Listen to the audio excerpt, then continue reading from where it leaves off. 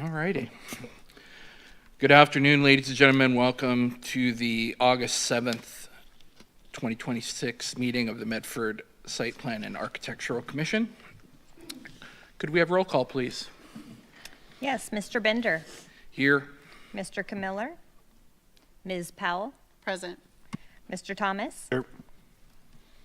Mr. Whitlock. Here. Mr. Wing. Here.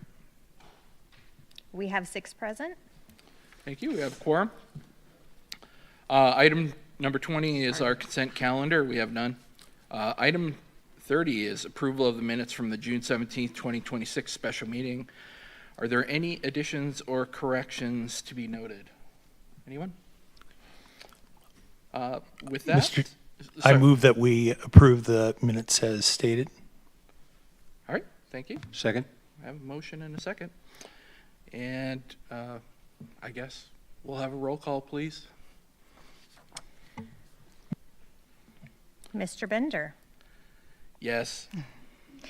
Ms. Powell. Abstain. Mr. Thomas. Yes. Mr. Whitlock. Yes. And Mr. Wing. Yes. We have 4 yeses.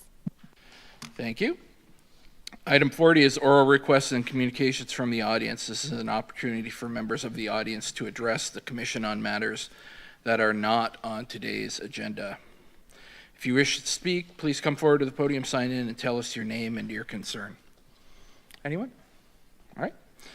Seeing no one come forward, we'll move to item number 50, which is public hearings. If you plan to testify, please listen carefully to the following prepared statement regarding the procedural rules that will govern today's hearing. Statement will be read by David Schambach, Senior Assistant City Attorney. Mr. Schambach. Thank you, Mr. Chair. I'm going to explain the rules that govern this hearing. Before the hearing begins, city staff will give a report. The report will list the criteria that govern the city's decision. After the staff report, the hearing will be open for other speakers. The applicant will speak first and may ask for rebuttal time.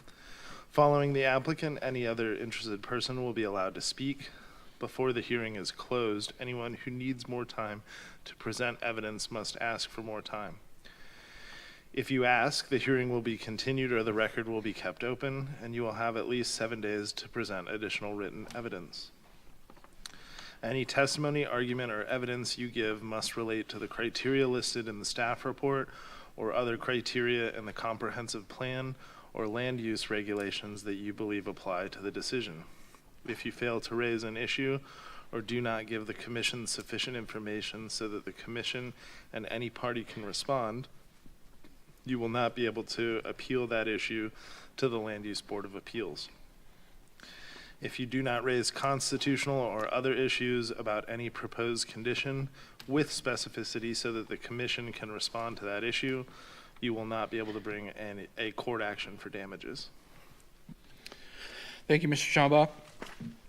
In order to proceed through today's agenda in a timely manner, except at the commission's request, applicants giving testimony will be given 10 minutes to present their application. Individuals having comments about these applications will be given 3 minutes or 5 minutes if representing a group or organization.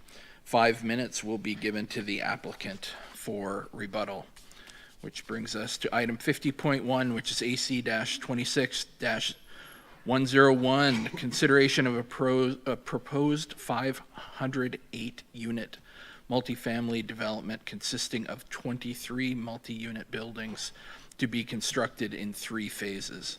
The overall site consists of 3 vacant parcels totaling approximately 43 acres, located north of Owen Drive and east of Springbrook Road.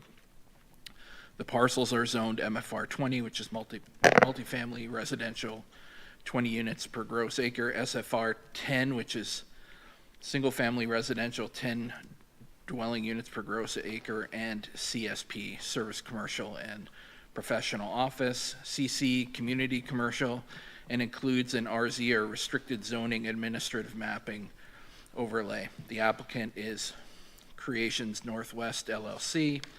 The agent is Creations Northwest LLC. The planner is Dustin Sievers. Before we begin, do any members of the commission have any potential conflicts of interest or ex parte contacts to disclose regarding this application? Anyone? I will disclose that I did make a brief site visit and just took a look generally around the site. Commissioner Whitlock? Thank you, Mr. Chair. Given the timeline for some of the prior approvals, including the urbanization plan approval and the TSP amendment approval reference, I should note for the record that it is likely that I was serving as interim city attorney during some portion of that, and frankly, I just have no specific knowledge outside of what's in the record today. I just don't have any memory of this, but as I said, I think it's likely that I was serving as the city attorney for some portion of those approvals. Thank you, Commissioner Whitlock. I suppose I should add that basically I can be totally and completely fair and impartial in rendering a judgment here today. Thank you, Commissioner Whitlock. Anyone else? All right, with that, could we have the staff report, please? Thank you. Good afternoon, Commissioners. Dustin Severs with the Planning Department, and our only item is the Owen Drive Apartments. This is a big and fairly complicated project, so it's fortunate it's the only item on the agenda. I won't be too rushed. All right, beginning with looking at, we do have a few new exhibits. We did forward these over to you yesterday afternoon. They're all related to landscaping. So when the initial landscaping plans were provided, it's pretty obvious it's extensive landscaping. We had little doubt that all the counts were met. However, it wasn't clear of those exact numbers. I asked that the applicant provide those precise counts for trees and shrubs, parking area planters, as well as the canopy coverage. And they didn't quite get it to me before we published last week, but they got to me this week. So we do have those updated plans, those updated counts, which show they do meet all the requirements as we expected. So we will be, I would ask that you strike condition number 6. This is specifically that asking that they provide that updated information, which they have done so, and I've included that in our recommended motion. Next, a bit of housekeeping. So what's shown on the screen here is our recommended action. So specifically, the adjustments for building length, I identify 4 building types, and it is what you see on the screen here. What is in your staff report and the recommended action is correct. There is I referenced it a couple other times in the staff report. One specific time, I believe it's on page 15. There are some discrepancies, so I will correct those with our commission report. But again, it is correctly identified in the recommended action. Next, look at our legal requirements. So per section 205B, the criteria for SPAC are identified on the screen or included in your staff report. I believe we have hard copies for those in attendance. Look at our project summaries. The site consists of 43 acres. It's all vacant, total of 43 acres total. Looking at our streets. So it is fronted by Owen Drive along the southern boundary. Owen Drive is classified as a minor arterial street. We also have both Cheltenham Way and McLaughlin Drive. These streets are proposed to be extended with the development of this site. They are both classified as collector streets. Cheltenham is a minor collector. McLaughlin Drive is a major collector. And finally, we have Dragon Tail. I believe it is a standard residential street. It's currently stubbed at the northwest corner. It won't be extended with this particular development, but as the reserve acreage portion of tax lot 1002 develops, it will be extended and be a connection between Cheltenham and Dragon Place at that time. Also, some significant environmental constraints on the site. As you can see, there's a lot of wetlands across the property. You also have Hopkins Canal, which kind of runs through the western portion of the site. You also have this small creekway that traverses the property. So with the approval of the urbanization plan in 2020, they did identify these wetlands as well as the Hopkins Canal. When it comes to wetlands, we defer to the Department of State Lands, and when it comes to the irrigation canal in this particular area, it's the Rogue River Valley Irrigation District. So as you see on their plan, they were required to do open space, which is shown in the green area. So they're going to be using satisfying their open space requirements by doubling that as largely the wetland areas. Regardless, we did add a condition that when they apply for the building permits, we want to make sure we have, evidence that they're working with the Department of State Lands as well as the irrigation districts. There's no issues with the development. Finally, I want to point out that, just last month, the Planning Commission approved a subdivision which is associated with this overall development. It applies specifically to tax lots 1002 and tax lot 2001. So here is the approved tentative plat.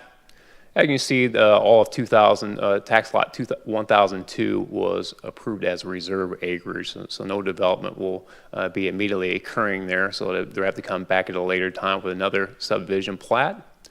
So it's largely the west end of tax lot 2001, which shows a 17-lot subdivision. They'll be extending Cheltenham to the northern boundary. As you can see, once the reserve acreage portion is developed in the future, they'll extend that, which will connect to Dragontail. So I also had this cul-de-sac that they were approved for, and along with a minimum access easement. And finally, they were approved for a secondary access. This is required through the fire department to satisfy, emergency access, particularly in the cases of wildfires. So again, this was approved just last month. Look at the surrounding area. It's mostly residential. Immediately to the south and to the west, we have residential subdivisions. You may recall the PUD for Springbrook Park PUD included a multi-family development component, which I believe they're working on now. And along both the northern boundary and the eastern boundary of the site, most of the eastern boundary is all land located outside of the city limits. However, it isn't within our urban reserve. They have a planning unit. So these areas will eventually be brought into the city, at which time they will go through the same process as the subject site as far as getting their urbanization plan approved. Here's an image of the site looking northeast from the Cheltenham. This is actually the area, this gravel area is where they will be constructing their secondary access for the residential subdivision that was approved last month.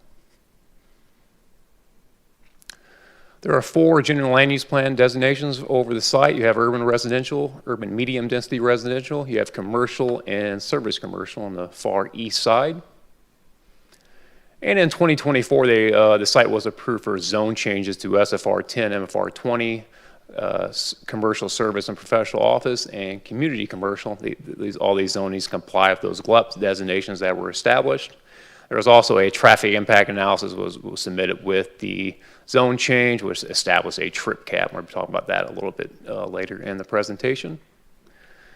And finally, the proposal is for a big project, 508 units, and it's proposed to be developed in 3 phases. All right, moving along. So give you a quick history of the site, the overall site, and the overall urbanization plan.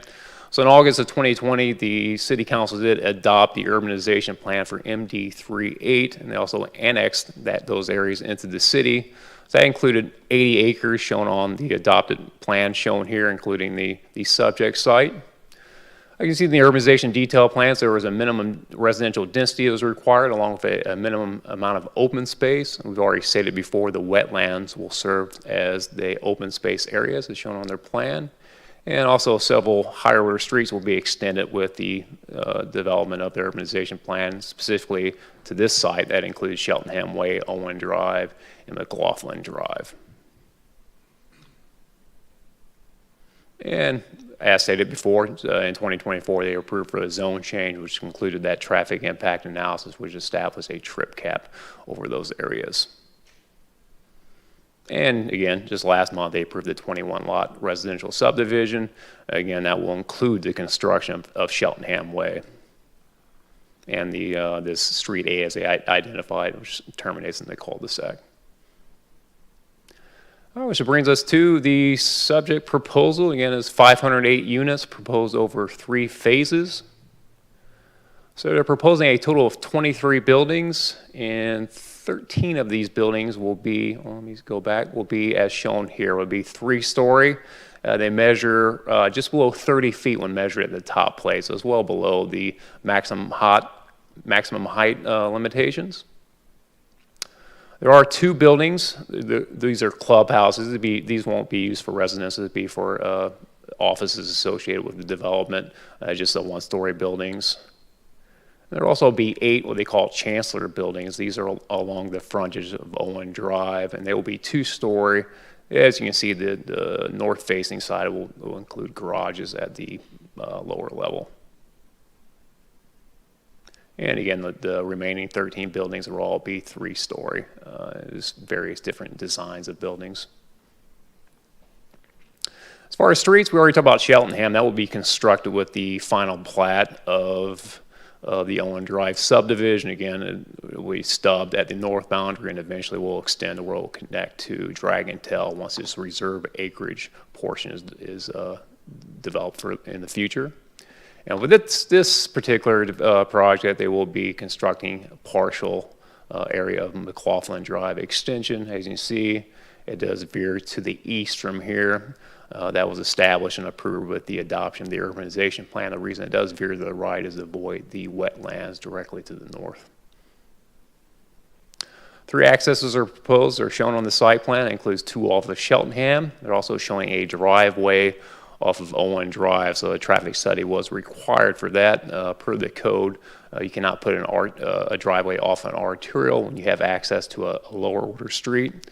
I feel like there's exceptional circumstances here given the size of the property, and also they have requirements of the fire department that provide secondary access. So they are going through it. They're currently in the process of evaluating that driveway with a traffic study. And we'll be talking about that in a few slides. To meet requirements for stormwater detention and water quality, they have facilities throughout. Prominently, we have one that was approved on Lot 18 of the subdivision, and one just south of that on the subject development. 3 trash enclosures on the site plan. They did provide the elevation plan showing them have materials that meet our standards for trash enclosures.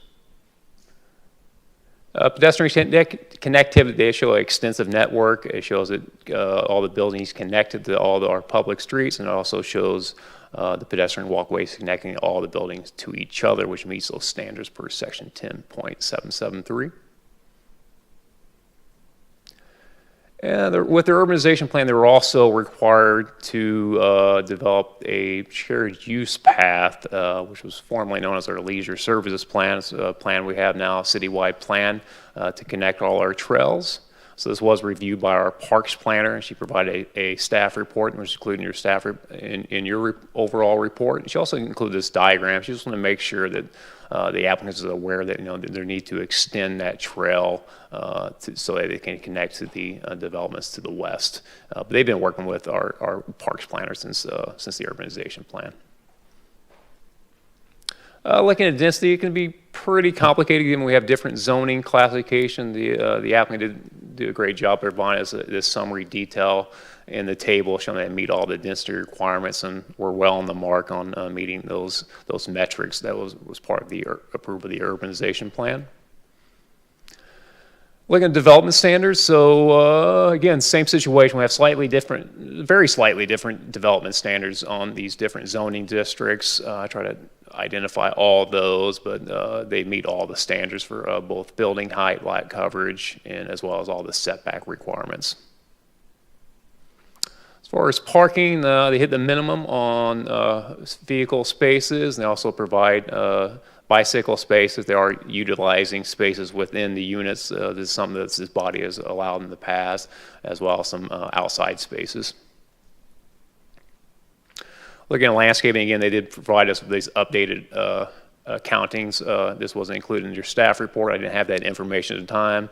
But as you can see, just quickly looking over, they do meet all the metrics. They provide the requisite number of frontage landscaping along McLaughlin, Cheltenham, and Owen Drive. They provide all the required interior landscaping. And then finally, we have section 10.74611. This is a new one that was added, I guess it's been a couple of years now, that requires developments that have parking that over a half acre that provide shading up to 40%. They can accomplish that through tree canopy coverage. So the landscape architect did provide us a plan showing that they do hit that minimum of 40%. And here is their tree canopy coverage plan. A lot of trees.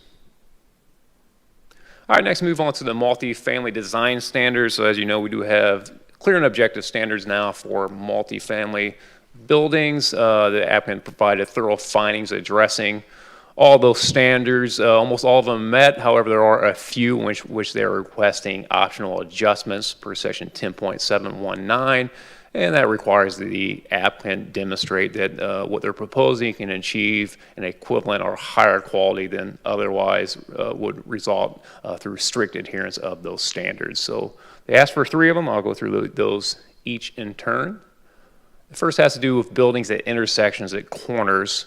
So you are supposed to provide a front entrance when you're at a corner. You can apply for the optional adjustment. They did so. So that would apply to the Chancellor building on the far west, as well as, I can't read the building at the southwest corner. And it's kind of debatable whether or not it applies to this property. So it is at an intersection in a corner. However, it's not a public street, it's a driveway, but I included in there just to be on the safe side. Their second request or optional adjustment has to do with building length. So the code says that any building within 30 feet have a maximum of 150 feet length, and the building at the southeast corner is over 150 feet, and it says all the other buildings can't be wider than 200 feet, and there are 3 buildings, the Empire design, that do exceed that 200 foot width. So the applicant has provided findings arguing that do exceed or at least equivalent quality to what would be required if they did follow those standards. And finally, the third one, this is another request for relief. This doesn't necessarily fall directly under optional. We don't follow the same standards in reviewing this particular request. When it comes to locating the parking between the buildings and the public streets, it requires that they provide findings for an exception per section 10.186, and they did so. So you can see they do provide these Chancellor buildings all along Owen Drive. So generally, they absolutely have the parking located behind the buildings. However, there are a few areas, as I identify on the map here, where there are parking located between the public street and the building. As far as on the east side, this is actually, only skip to this next. So you look in the urbanization plan, there's an interim ag buffer which prevents buildings from going in this area. So that's their basis of relief for the east side. On the west side, they do cite some constraints concerning the open space in Garrett Creek. We did have some discussion with the applicants concerning this. It's kind of complex. They'd probably do a better job at articulating why they had to design in the way that they show here, and why the exception is warranted. So probably will be deferring to them to provide some more information on how they came out with the layout that they did ultimately. The staff is supportive of all 3 of those optional jobs and our requests for relief from our multifamily design standards. So we jump to the agricultural impact mitigation. So with the urbanization plan, you see in this hashed area is where ag buffering will be required, as is all these areas above properties outside of city limits that have exclusive farm use overlay applied to them. So in this particular instance, however, most of the property it doesn't apply. The ag buffer isn't required with this particular project. So in the yellow area, this is all designated as reserve acreage with the approval of the subdivision last month. So development isn't allowed there until they further subdivide the property. So at that time, then we'll be looking, once they come in with future development, we'll be looking at the agricultural buffer in that area then. And then to the northeast, you have an area which is open space. So again, development is prohibited in this area. So ag buffering is not required here as either. Which brings us just a short segment, approximately 250 feet, where ag buffering or mitigation is required with this particular application. So the applicant does show that the building is 150 feet back from the boundary, and also they're providing extensive landscaping in this area, and also they're working on an easement with the adjoining property. So all these combined shows that they can meet the mitigation standards for agricultural mitigation. And we did include a condition of approval. That's they provide all the documentation related to mitigation requirements for agricultural buffering. That requires like a deed restriction as well as the easement with the adjoining property.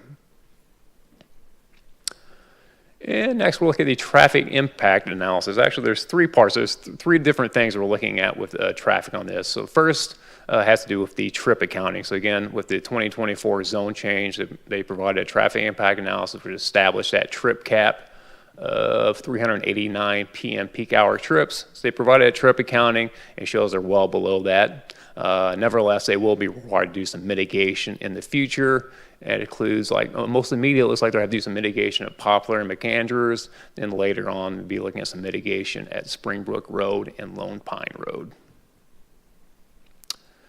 And then there's also two traffic studies. Actually, I've already working on this with the Public Works Department. And the first has to do with we already mentioned this before, the driveway off of Owen Drive. So per the code, you can, since they already have access off of a lower order street, they're not allowed by right to do the driveway off of Owen Drive. So they're working on a traffic study, which shows that, the safety and overall, it'll be superior than not having a driveway there. And the second request has to do with the intersection at McLaughlin and Owen Drive. So that was a part of the urbanization plan. And let me go back. Let me skip to that. So with the urbanization plan, it was established either they can do a traditional intersection, signalized four-way intersection, or alternatively, they can do a roundabout. I believe the Public Works is leaning towards a roundabout. So we're actually working on both those studies. This is a time-sensitive situation, so we kind of have a unique request here where they're asking that you condition these two traffic studies till later. And this was reviewed by our Public Works Department, and they did provide very specific conditions on going through this process.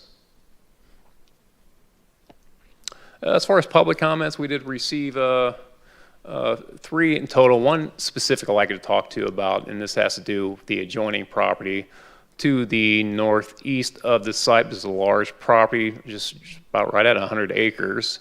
It's outside the city or an urban reserve. It's part of our MD3B, so they haven't been brought in the city, haven't submitted an urbanization plan yet. However, they did express some concerns with the alignment of McLaughlin Drive as it goes to the north. As you can see, once they go through the subject site, it cuts to the east. We'll have some adverse impacts based on some of the findings provided by the neighbor. Should be pointed out that we've already established, this alignment was approved with the urbanization plan in 2020. And it was subsequently added to our TSP, our traffic plan. So it's already been approved, so I certainly understand the concerns of the neighbor. However, I'm not sure what this body, what authority it has to do to address this particular situation. I think to amend the TSP, there is a process. You have to go through City Council. So I think that is a recourse.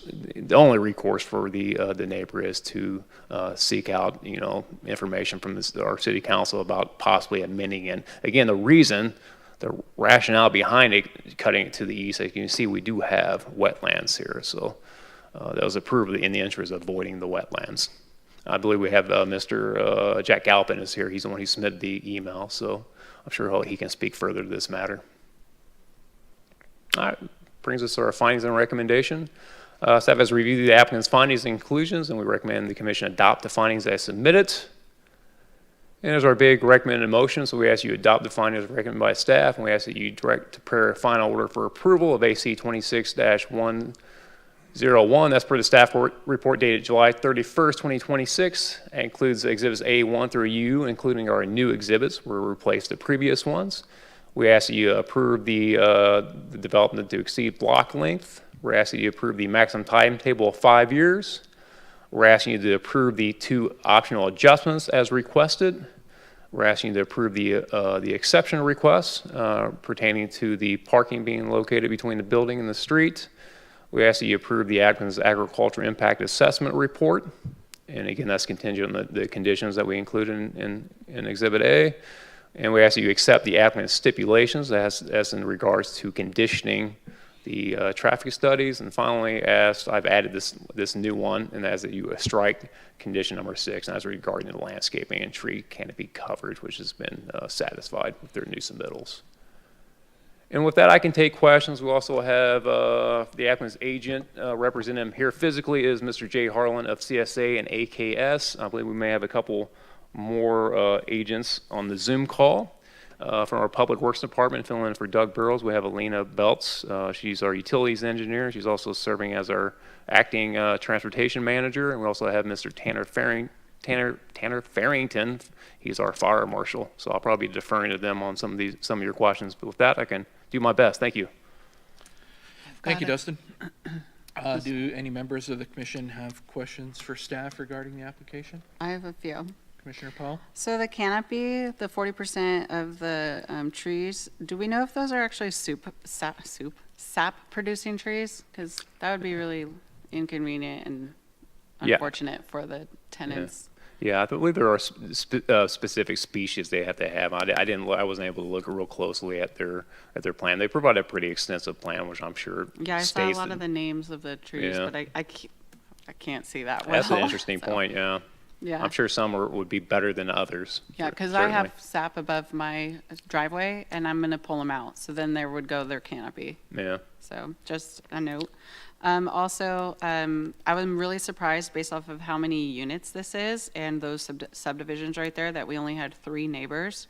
So was correct notice given to neighborhoods and They were. subdivisions? They were. It's kind of surprising. We don't have any emails.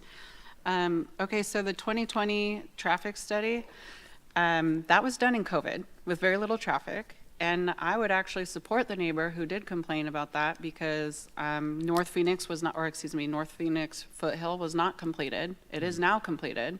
There's still more road work going on over there. Plus, we're about to install another 1,000 cars. And again, that traffic study was done during COVID when it was approved. I would say that is kind of null and void in my opinion. Are you talking about the alignment or are you talking Yeah. about the traffic study? The alignment. Okay, yeah. I personally think So alignment the alignment was established with the urbanization Yeah. plan in 2020. when nobody was really driving and Foothill wasn't done. So I support that neighbor's choice to complain about that. Also, are there any parks or pools in this? That's a lot of units for not having any you have green space, but it's all wetland where a child can't really go and wander. So is there anywhere for an actual park? Because those are actual requirements, right? When we put in this many units, I didn't see anything like that. No, I believe there's some limited stuff they can do in the open space. Obviously, they can't do any substantial buildings in open space, but I think perhaps they could do something similar to a park. Definitely not seeing it, but somebody can talk to me about that. Also, is this called Autumn Hills No. subdivision? No, Okay, I thought I saw it on the screen. the subdivision was. Oh, did I give it a wrong name? Because But- Autumn Hills is located off Cherry Yeah. in Summerfield, which would be very confusing for somebody like myself, a realtor, Yeah. who identifies subdivisions. Well, the subdivision was Owen Drive. I think that's the tentative Okay. name for it. I'm not sure if Yeah, they have an and- official name yet, but yeah. Okay, Generically, it's Owen Drive subdivision as of now. gotcha. I think that's all I've got. I would like to see a park in here, though, to be honest, considering no kid's going to be running around the wetlands, but Thank you. Any other questions for staff? Anyone? I Commissioner have a Whitlock? I have a number of questions. So Dustin, it looked like the minimum density was 434 units. Is the maximum density that 539 number that shows up on the chart provided by the applicant? No, I think the urbanization plan just established the minimum and for the urbanization plan. So what they provided was kind of a breakdown of each particular zoning area, but it shows it does meet our standards. I guess what I'm asking is, did the applicant plan the maximum number that could have been built? It's my understanding that, and in fact, look, can you go back to that chart? Sure. Please? There's a 539 reference number on that chart. The density, there it is, 36, I think. You just went by it, There it is. 36. Yeah. So the third column from the left is 539, and I really can't see it as Ms. Powell suggested. I just noticed it when I was reviewing the materials. Yeah. So is that 539 the maximum? I'll have to take a closer look. Or is there really no maximum because you could, Well, that's the complicated part. So the MFR 20 zones, it does have a cap, whereas it doesn't for commercial zones. So for the commercial zones, you can do multifamily by MFR 30 standards, but there's no cap on the the maximum density, whereas there is a cap with the so what does the multifamily zone. 539 number represent then? Yeah, that is an interesting question. I don't have an answer for you right away, but I can look into it. I assumed it was the maximum. In any event, I have another question related to density, if the commission will bear with me for a moment. Please. And that is that this was part of the urban growth boundary expansion process that the city went through a number of years ago, correct? Correct. And it's my understanding that these higher densities were driven by state requirements. In other words, in order to get an urban growth boundary amendment approved, they were expecting very high densities, not allowing a lot of planning for single-family residences. Is that a fair statement? I believe so, yes. Okay, thank you. And am I correct that there are actually 25 buildings, just 23 residential, and then the 2 clubhouses? I thought you may be correct. I know we have the 2 clubhouses and we have the 8 Chancellor buildings along Owen Drive, but Well, I thought we kind were of did the 20 math, and it looked like to me there were Maybe you're right, yeah. 23 residential units, and then the 2 clubhouses made it 25 total. you're correct. I see that they did number the clubhouses, so it would be 25 buildings, with 23 residential buildings. Very good. And then I have a question, maybe a couple questions of legal, and it kind of relates to the neighbor's request.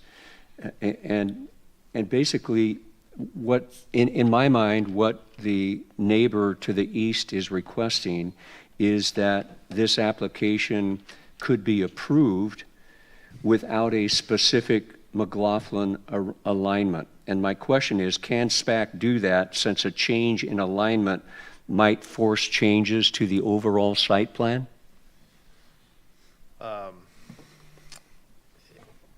It's a good question, but the answer is no. In order for the city to change the alignment, that would require an amendment to the comprehensive plan. Got it. And as kind of a follow-up question to that, and as I said, I think what the neighbor is effectively asking for is that SPAC suspend the final location of McLaughlin and require the city to revisit the TSP decision regarding the McLaughlin alignment. Does SPAC have the authority to suspend the final location of McLaughlin and require the city council to revisit the TSP decision? Again, good question. No. The alignment was part of the urbanization plan that took place, or that city council approved in August of 2020. And the TSP was adopted as part of the comprehensive plan. So, and then the TSP was amended in 2021 to incorporate the current alignment. So SPAC doesn't have the authority to tell council to revisit this. Thank you. And another question of staff generally. Is the TSP currently under review since it's been about 5 years since this 2021 approval? Do you know what the latest update was? So, Mr. Chair, if I might, Yes, so Kelly please. Aiken with your planning department. So we're in the process now, in fact, it just started, a TSP update. But it's early, very early in the process right now, but that is underway. And is there any estimate as to when it might come before council and public hearings and that sort of thing? I believe it has to be completed, it's very short, maybe mid-27, I don't know. I don't Yeah. remember the timeline, Mr. Whitlock. Anyway, But it's short. probably within the next year. Yes. Thank you. Mr. Chair, again, with the commission's indulgence, I would have a question of Public Works staff. Yes. Mr. Chair, if I might. Yes, please, While Kelly. Ms. Belts is coming down, I wanted to talk about the density question. So you're correct in that there is no maximum for this project because of the commercial component. So we calculate the minimum and maximum for the area that's zoned MFR 20, and we calculate the minimum for the commercial properties, but there is no maximum. Thank you. Hello, good afternoon. Alina Belts, Utility Engineer and Acting Transportation Manager with Public Works. So, Ms. Belts, I noticed in the Public Works report there was a reference to basically a possible condition that SPAC might impose related to parking along the Cheltenham extension. Basically, if it's feasible based upon the judgment of the city engineer, is Public Works effectively encouraging SPAC to add that as a condition? That is what our staff report says, based on the number of units and the fact that parking is optional. It's a choice. We're asking if you want to condition that. It seems to make sense to me, but I guess we'll figure out how the rest of the commission feels. And just to provide you with the rest of the information, we did ask the applicant if they wanted to do that, and they said no. So that's why it's just a suggestion to think about it. Thank you. Thank you, Mr. Chair and Commissioners, for your patience. Absolutely. That concludes my questions at this point. Thank you, Commissioner Whitlock. Any other questions for staff? Anyone? Anyone? All righty. With that, we will go ahead and open the public hearing with the applicant's agent to speak first, please. Yeah, I don't like it. We need to get a different gavel in here. No comment. For the record, Jay Harlan with AKS Engineering and Forestry, the company formerly known as CSA Planning. The engineer for the project is, I believe, on Zoom, Tyler Roth, and also Mila Cross, who has worked on the traffic for the project. As usual, Dustin did a real thorough job of going through kind of all the issues, so I'm not going to do a full presentation or anything like that. There are a couple things I think I just wanted to speak to briefly, and then I'll kind of talk through some of the questions that the commission had of staff. One is I was looking kind of more carefully at the code as it relates to the standard for like the parking between buildings and all the way on the east side. Dustin did a good job explaining like that's an ag buffer area anyways, so you can't put buildings there. There's not a lot you can do with it, and then to really make the circulation work for fire and everything else, like it seems to make sense. The other thing I would point out though is actually when you go into MLDC 10.837, what it says is that the site development standards of the underlying zone apply, and then it has another sentence about the multifamily development standards. The code doesn't really say how a conflict is supposed to be resolved, and the code is specific about the site development standards. Well, that part's in a commercial zone. There's nothing that prohibits you in a commercial zone from putting parking along the street, and so I think it doesn't actually apply there, is my technical opinion. I think we've also provided a lot of good findings of why you could approve it anyways, but I just want to point that out for the record because that wasn't an argument that we made. And then all the way on the west side, I wanted to point out that there is that little bit of parking there between the end of the one building, but there is some storm drainage facilities going in there. And then the other thing is Dustin talked about the reserve acreage to the north there. And that's a SFAR 10 area, so it's not super high density, but it kind of, when you work out the average density, I think it'll probably be some kind of like cottage or multifamily. And we've definitely talked about it actually being part of this community. And that's, and if it is, then that clubhouse that's in that area there would be an amenity for them as well. We're not required to do that, but it's something that we've talked about. And it just makes sense that they would have a kind of convenient way to get to the parking in that area.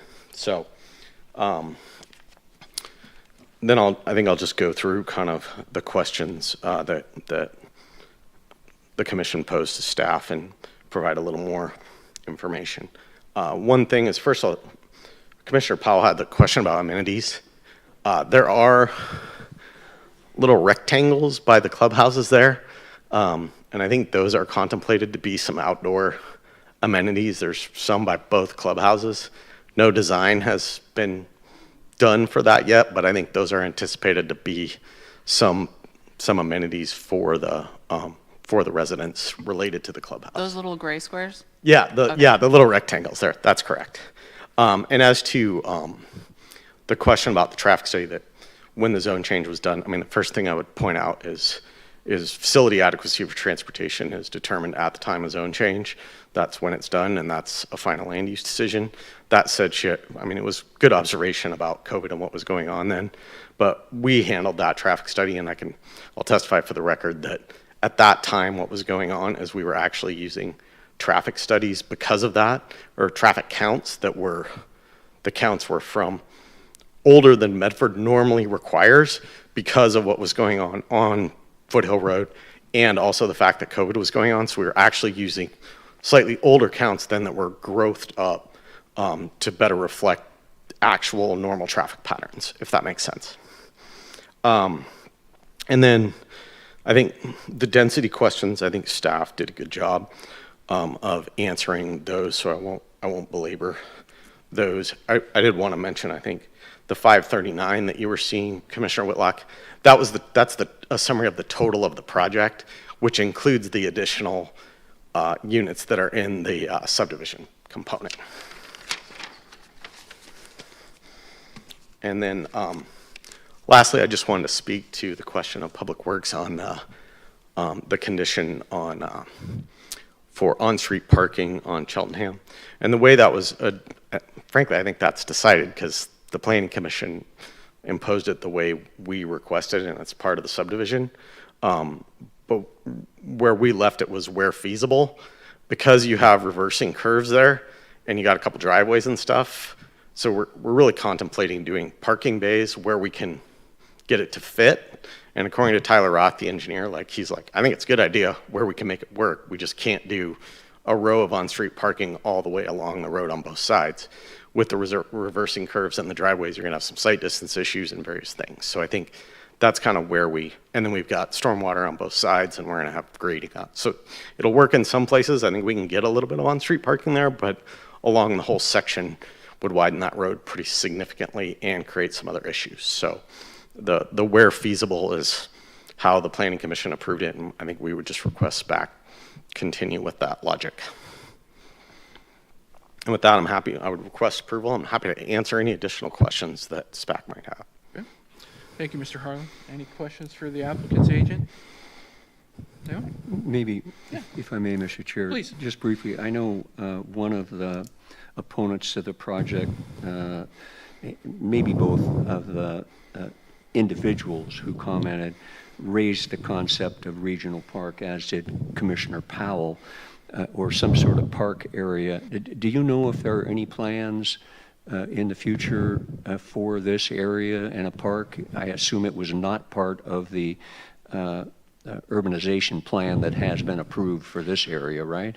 So not on this project, but I can speak to that. I don't know that it's necessarily relevant to the approval or denial of this project, but for this project, because of the canal and the stuff going on, every one of these urbanization plans had open space requirements that were required for each one. And this one, with the wetlands and the canal and the things that were going on, basically just setting aside that area met the requirements. There was not a lot of useful land left over, if that makes sense. But the open space area on the Autumn Hills project, which is Commissioner Powell spoke to, is correctly to the immediate southeast of this. That has a different wetlands configuration where, I don't know the best way to describe it, is the wetlands kind of go like this in a circle, which really doesn't leave you much in the way of developable land in the middle. And similarly, they have an open space requirement, and so the open space area for that contemplates essentially a pretty large area that could work as a park that then would have the wetlands sort of encircling it. And it's, off the top of my head, I can't remember, but I want to say like the developable portion where you could put fields and stuff like that is maybe 8 acres or something like that. That's a really good example too, because that Summerfield wetlands area with the parks and like the restroom and the pickleball courts and stuff is a very nice amenity to that neighborhood. And people, a lot of the time in our area don't even know it's there, but it is that would be an idealistic thing for this area too, because it would go to a lot of the, there's a nearby school and stuff. So that would be a good, Yeah, I thing mean, for from the the future. site to where the north Yeah. end of that park is from the Yeah. southeast corner of this development, walking distance to the north end of that is probably 550, 600 feet, probably Yeah. something like that. And again, I heard you say that it's not to approve or deny or anything like that, but I'm just saying like that would be your example is a good one. Yeah, For it's, yeah. Future use or Yeah, future thought. I mean, the Autumn Hills is a much bigger project, so the total acreage they needed for the open space is a lot more. It's And then big. they just, like, I'm not saying we couldn't have figured out how to build some roads around the wetlands to get to that 8-acre or 7-acre piece in the middle, but it just didn't really make sense. It might one day when you guys do the neighbors part that said you might take in McLaughlin, so who knows? Yeah. Future thought. Any other questions for the applicant's agent? All right, thank you, Mr. Harlan. We'll Oh. reserve time for rebuttal Yes, sir. should it become necessary. Thank you. Anybody else in the audience that would like to come forward and speak on this item? Absolutely. Give me 1 second. Oh.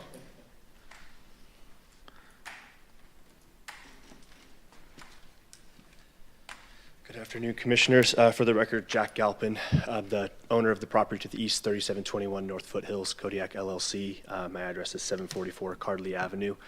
Not to beleaguer the point in the process as to how McLaughlin's alignment was established through the kind of 2021, 2020 TSP amendments and so forth. It's really the fact that this body now memorializes the alignment. And the basis of decision-making on the TSP was that it was a avoidance of wetland based on inventory mapping on one side and delineation mapping done on another side. And our position is that that's just not the proper way to do things. We should have delineated the entire region to ensure that we're not running into more of a rob Peter to pay Paul situation. You can very much see from even just the surface level satellite imagery and the inventory mapping that this whole area is riddled with wetlands. So what our position, our request is really about not memorializing that alignment to allow us to delineate our portion as to where this roadway would go, to ensure that we're kind of aligning this thing in the most proper and executable form rather than running into future issues down the road that's going to ultimately could cost the public and the city some funds as part of SDC reimbursements and especially when we get into wetland credits, which were incredibly expensive. So that's really the basis of why we submitted this comment, is because this body is what will memorialize that alignment. So we're trying to establish kind of a buffer, as well as it being in the third phase of a pretty large project. It gives us tons of time to accomplish all of those goals. Just wanted to kind of give you the reasoning as to why we're submitting it to you particularly. So That was so Thank you. That's it. eloquently put. That That was so eloquently put. Thank you. So if you guys have any questions for me, I'd just happy to answer them. All right. Any questions for Mr. Galpin? Anyone? No, thank you. Thank you. Is there anybody else in the audience that would like to come forward and speak on this item? All right, hearing none. Mr. Harlan, did you have anything further?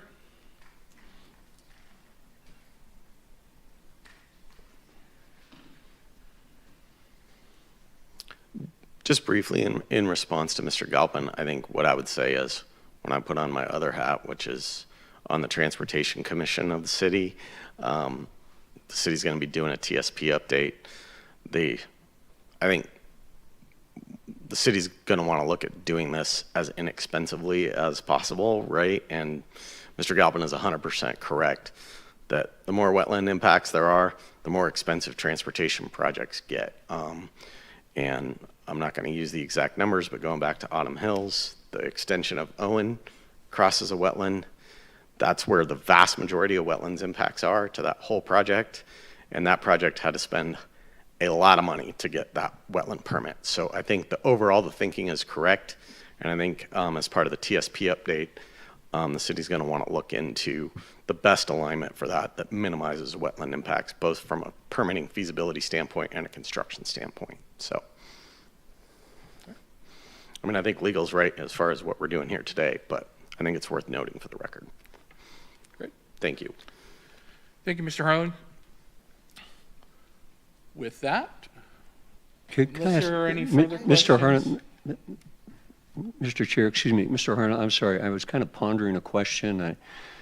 I'm not even sure it's going to make sense when it comes out of my mouth, but We're about to see. yeah. But effectively, what I hear you saying is that if the city were to realign McLaughlin as part of an updated TSP amendment, that you, as a developer, would be willing to examine how this might be redesigned to accomplish something like that? Well, I mean, if the city moves forward with, I mean, we would have a final land use approval, right? But at the this, same yeah. time, you know, the city can acquire right away anytime it wants. So if that's where it lands, then that'll have to be worked around with the Right. city and the property owner. But I mean, I think what Jack said is correct. Like that, their side needs delineated. And another example on this project is, you see the reversing curves we were talking about on Cheltenham. That is not an accident. We literally, as part of the wetland delineation for this, worked with city to find the location where the crossing and the structure was the narrowest, right? It's wider every other way going both directions to avoid those impacts. And in fact, the design of that structure is probably going to bridge the wetlands, so we're not going to have any fill at all and not have to get a wetland fill permit. So I think really like that's the thinking, is just to avoid. So does that mean if we approve this, that to Jack, I believe it was, in his words, it memorializes the street creation? Does this give, if we approve it, obviously we can't require you to change the street, but would you guys have the ability to, at a later date, since it is phase 3, would you be able to actually identify and realign that street at a later date? Is that what I'm hearing? Yeah? Yeah, I mean, first the TSP would need amended. Well, there's a bunch of steps, right? Yeah. And then there's a whole out the other end of that is who's paying for what at that point. So as far as what we're doing today, I think we're following what's in the adopted plan. okay, That's so- what we have to do. But the other part of that is it's still cheaper than when all that landscaping goes in and all the parking goes in and all that, right? So I think Mr. Galpin is correct. Like figuring it out sooner rather than later, what the most cost-effective alignment is going to be in everybody's interest. I concur. Thank you. Commissioner Thomas, did you have something? So I think the conversation is very important, but I think this is completely out of our preview, and so we need to focus on what we're supposed to do, and then encourage the applicant and the other property owner to work with their counselors, their representative from city council, to get this in front of the council, because we don't have any authority to start saying, well, is it going to be memorialized? Is it not? That's not anything that we can do under code. Fair enough. Frankly, there isn't even anything the applicant can do with respect to the current alignment of McLaughlin. All right. Thank you. Just make sure. Anything further? Great. I'll use this very judiciously. With that, we'll go ahead and close the public hearing. There. And with the closing of the public hearing, I would love to entertain a motion on the item. Does anybody have any? Commissioner Whitlock? Dustin? Oh, thank you. You did get up. Sorry, my bad. Mr. Chair, I'd move the commission adopt the findings as recommended by staff and direct staff to prepare a final order for approval of AC-26-101 per the staff report dated July 31, 2026, including exhibits A1 through UU, including Y1 replacing exhibit Y, exhibit Z1 replacing exhibit Z, and exhibit AA-1 replacing exhibit AA. Approval for the development to exceed block length / perimeter standards pursuant to MLDC 10.426 sub 4B Roman numeral 6, as well as relief from constructing a public access way in lieu of a public street pursuant to MLDC 10.464 subparagraph 1, approval of the maximum timetable of 5 years for the project to be developed in phases pursuant to MLDC 10.200 sub 7B, approval of the applicant's proposed optional adjustments pursuant to MLDC 10.719, including an optional adjustment for corner building entrances per MLDC 10.17 sub 1B for buildings 15, 23, and 16, and an optional adjustment for building length per MLDC 10.717 sub 2A for building 15, 193 feet 2 inches, and buildings 2, 5, and 14, 270 feet 2 inches. Approval of the exception request pursuant to MLDC 10.186 sub 2 to allow parking between buildings and public streets in the 3 select locations identified on the site plan. Approval of the applicant's submitted agricultural impact assessment report, AIAR, providing a 200-foot separation between the subject development's residential buildings and the abutting EFU land on tax lot 900. Accept the applicant's stipulations as outlined in Exhibit SS and apply them as conditions of approval in Exhibit A. Strike condition number 6 in Exhibit A regarding landscaping and tree canopy coverage, and amending condition number 1 on Exhibit A and require that parking shall be provided along the northerly Cheltenham extension where feasible as determined in the judgment of the city engineer. That concludes my motion, Mr. Chair. Wow. I mean, I'd like to clap for you, but I think we need a second first. Do we have a second, please? Second. Thank you. We have a motion and a second. That was awesome.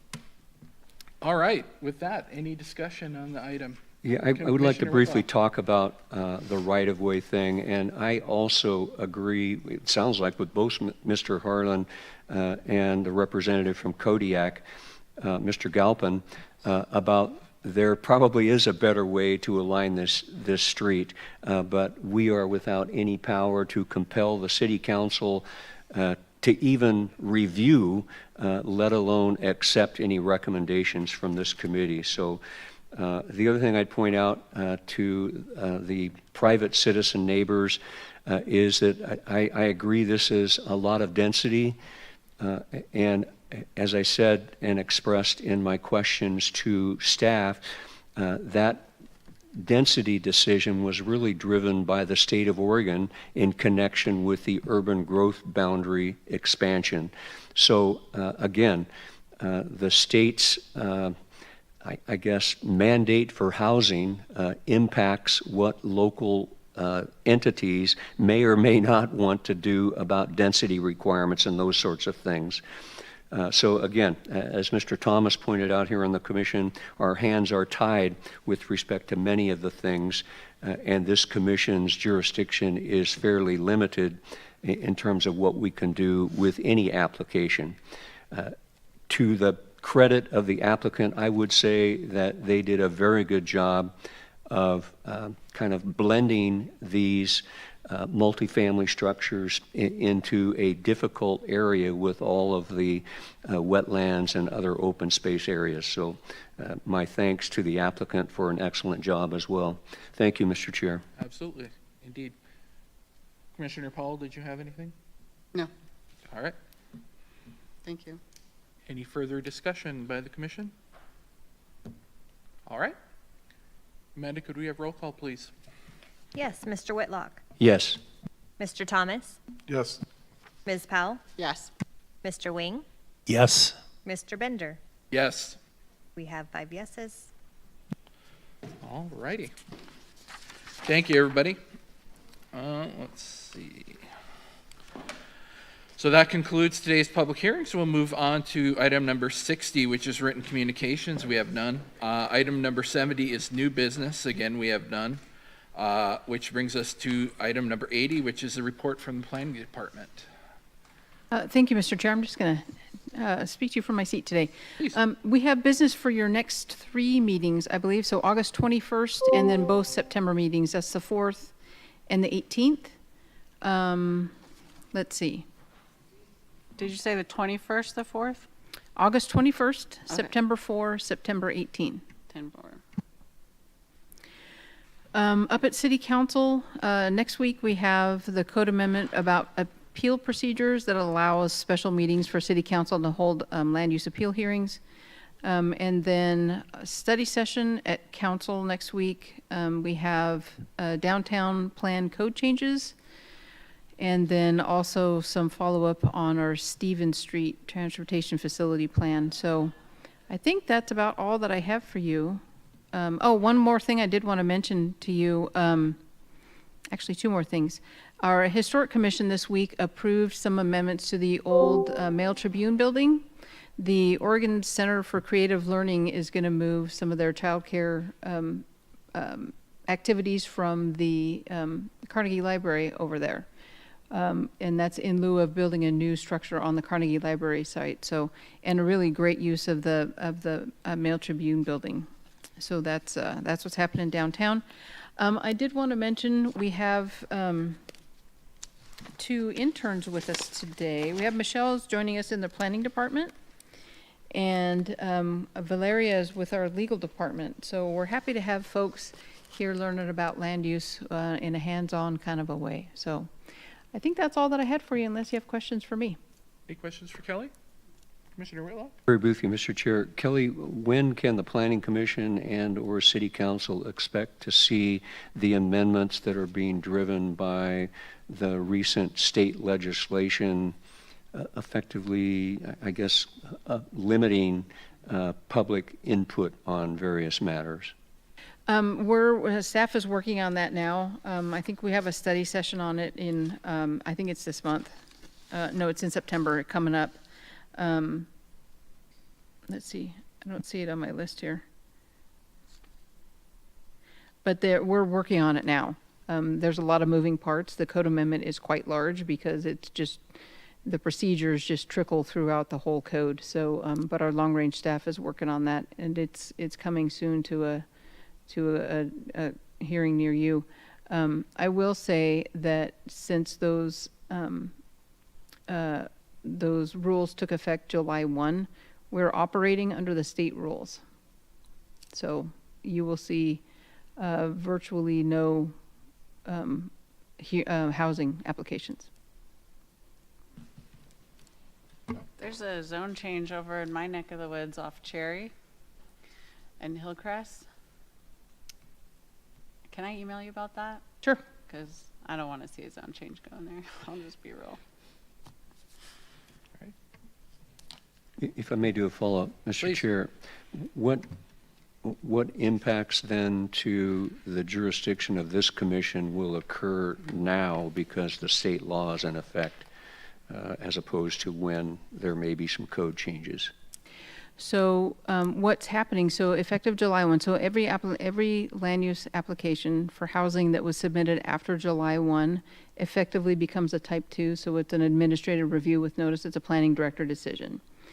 Regardless of the size. So this 508 unit would have been an administrative decision. Correct.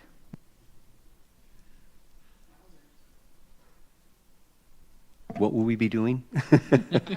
Commercial only? Is that pretty much it? Commercial industrial, that's correct. And so, for example, an application like today where there's residential on commercial property, it's the use which would dictate the appeal process or the decision-making process. So this one, if it had been filed on July 2nd, would be an administrative decision. That's correct. Very good. Thank you. Thank you, Mr. Chair. Absolutely. All right, anything further? Our government is so sneaky. All right, noted. Moving on, messages and papers from the chair. I have nothing. Propositions and remarks from the commission. Anyone? All right. With that, we'll move to adjourn, and we will stand adjourned.